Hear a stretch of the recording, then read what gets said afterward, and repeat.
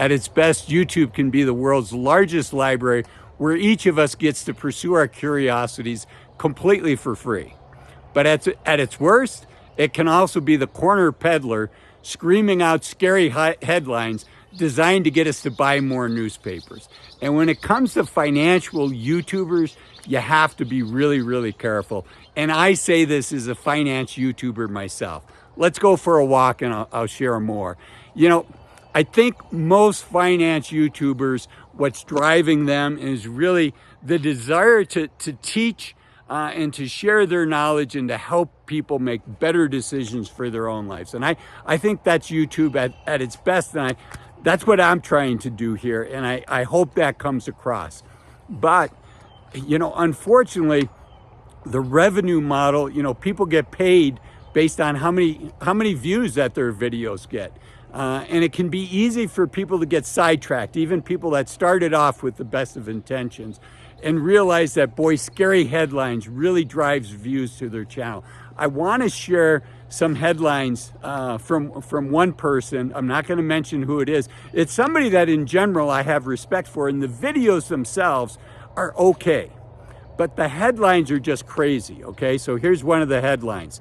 5 best investments that will make you rich. And in the video, he talks about holding on to these investments for the rest of your life. Okay, and that headline followed, you know, more than a year later, but stick with me here. Then there's the Fed just crashed the market. Down 50% more to go. And then within 60 days, there's another headline. The Fed just reset the market. Start buying. Now, I know this person. I don't know him personally, but I followed his channel on YouTube. He, for many years, was an inspiration for me. But I think headlines like that do a disservice. And I think you have to be really, really careful who you watch and whose headlines you read, because, you know, basically headlines like that are amplifying the human emotion that makes it harder for all of us as investors to succeed. In fact, it's the emotion that, as somebody that's in the business, has been a financial advisor for 20 years, I work really hard myself, right? I'm human. I have the same emotions as everybody else. And those emotions are fear and greed. And boy, you're going to do a lot better as an investor if you can keep those emotions in check, right? Because fear and greed lead to buying high and selling low, right? And that's not how you want to invest. That's a way to lose money very, very quickly. So before I continue on with my comments here, if you're enjoying this video, do me a favor, hit the like button. It really does help my channel grow. Okay, so that, you know, the headlines is one problem. The other thing that I think is broke, and finance YouTubers need to be careful, and you as a watcher of finance YouTubers need to be careful, is, you know, who are the sponsors for these YouTubers, and what's that relationship like? You know, it wasn't that long ago, 18 months ago, 2 years ago, you know, crypto was going crazy. We had the Matt Damon, fortune favors the brave, right at the peak of the cryptocurrency. If you don't know what that video is, YouTube, do a search on YouTube, Matt Damon, fortune favors the brave in crypto, and really right very close to the peak. Matt was encouraging people to be brave. And the time to be brave is not when things are going up 5, 6, 10% a month. The time to be brave is when things are down low, when there's blood on the streets, and you're feeling that pain. That's the time to be brave. So looking at who the sponsors are for these YouTubers, you know, is it cryptocurrency? Isn't it an exchange like FTX? Unfortunately, a lot of finance YouTubers and some smart people got caught up in being sponsors of FTX, and including famous sports celebrities and really, really intelligent people. But you have to look at, you know, who's backing this person, who benefits by you watching the video. Let's see. There's also there was a famous YouTuber that actually, probably more than one, but I know of one that actually launched his own coin, his own crypto coin, and was promoting that on his YouTube channel. So, you know, I think that's YouTube, myself personally, I think that's YouTube at its worst, right? And the problem is it's amplifying those emotions. I think when YouTubers give predictions, right, you never hear me give a prediction of what the stock market's going to do. In fact, you're much more likely to hear me say, like, as I record this isn't a prediction, I think the U.S. is going to go into a recession. Hopefully it's a mild recession, but you need to listen to the whole statement. How the heck do I know, right?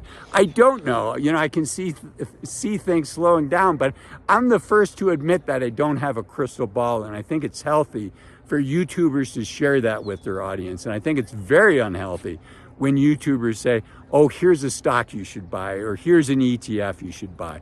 I think what they want to do, what YouTube at its best should be doing, is encouraging you to do some research, to encourage you to have a diversified portfolio, to encourage you, you know, it's really time in the market as opposed to trying to time the market. The odds are much more in your favor trying to stay in the market over time versus trying to time the market.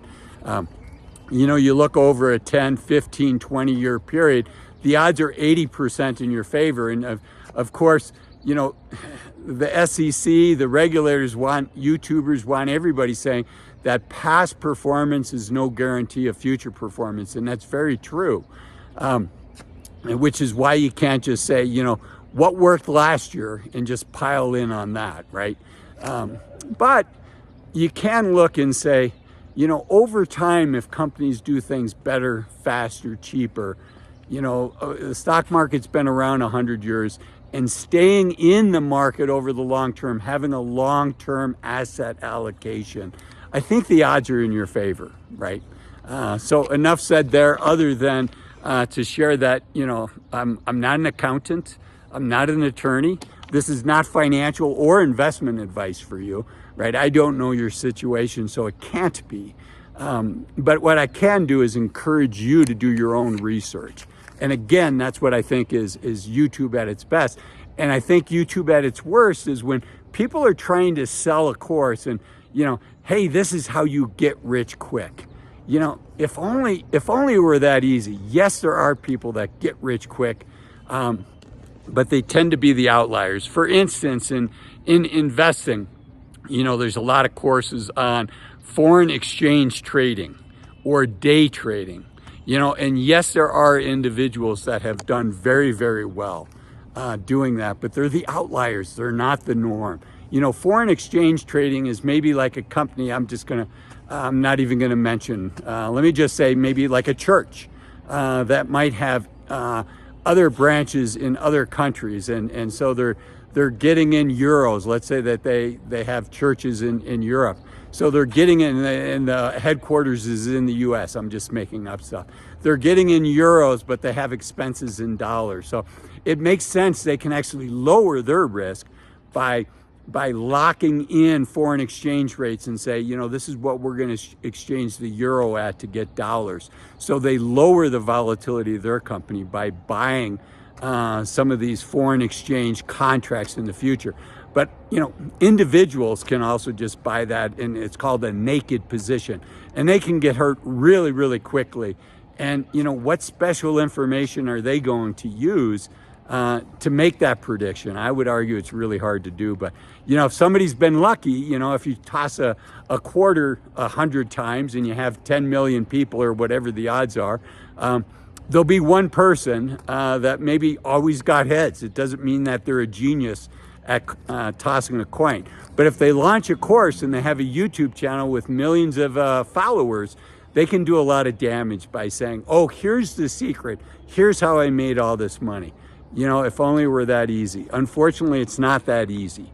But fortunately, it is easy to continue to learn on my channel. I hope you do. If you like this video, I know you're going to like this video up here that talks about average income in retirement, and this video down here that talks about 5 reasons to retire as soon as you can.